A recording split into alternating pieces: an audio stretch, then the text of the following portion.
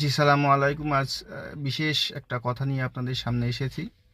কথাটা হলো যে মৃত মাছ বা মাছ আপনাদের জন্য হালাল কি হারাম? যারা কোরআন মানে তাদের জন্য হারাম করে দিচ্ছে, যারা হাদিস কোরআন নিয়ে কথা বলে, ইজমা কিয়াজনি বলে, তাদের জন্য হালাল করে দিচ্ছে।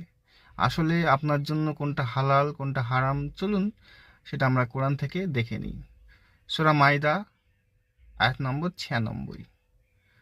সমুদ্রের সমস্ত শিকার ও তার খাদ্য তোমাদের জন্য হালাল করা হয়েছে। অতএব মৃত মাছ শিকার করলে মাছ মারা যাবে। মাছ শিকার যে কোনো প্রাণী শিকার করলেই মারা যাবে, সেটা আল্লাহর নাম নিয়ে করেন চাই না করেন। যখন কোনো কিছুর গোস্ত খেতে হবে সেটা আল্লাহর নামে জবাই করলেন, তার রক্ত প্রবাহিত করলেন, তারপর তাকে ভক্ষণ করলেন। মাছের ক্ষেত্রে ব্যাপারটা সম্পূর্ণ আলাদা। মাছ শিকার করলে মাছ মারা যায়।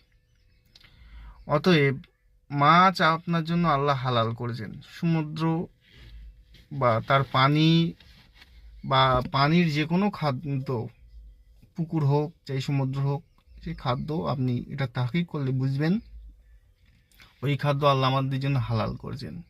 কিন্তু ওয়াজের ওয়াজের মাহফিল গরম করার জন্য বিভিন্ন যারা কোরআন মানেন তাদেরকে বিভিন্ন রকম প্রশ্নের সম্মুখীন দিয়ে তাদেরকে বিভ্রান্ত করার জন্য এই কথাগুলো বলে থাকেন। আমরা যা কিছু খাই ম্যাক্সিমামরা কোরআন থেকে বুঝে শুনেই খাই।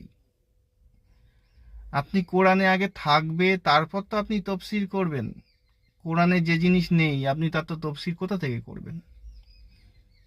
আপনার কোরআনে তো আগে থাকতে হবে। আপনি যে কোনো যুক্তি দেবেন, পরামর্শ নেবেন, তার তো আগে কোরআনে থাকতে হবে। অবশ্যই কোরআনে আছে। আল্লাহর কোরআন স্বয়ংসম্পূর্ণ, পরিপূর্ণ এবং বোধগম্য, সহজ সরল। আল্লাহ পাতায় পাতায় বলেছেন আমি তোমাদের জন্য সহজ চাই।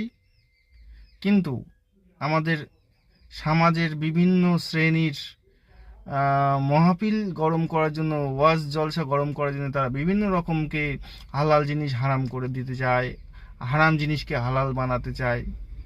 আমরা সাধারণ মানুষ, আমাদেরকে বিভিন্ন কথায় বিভ্রান্ত করা হয়। তো আপনারা সাধারণ মানুষ বাংলায় কোরআন পড়ুন, যাচাই বাছাই করুন। আপনারা নিশ্চয়ই সমস্ত কথার উত্তর আল্লাহ দেবেন, এটা ওয়াদা করেছেন।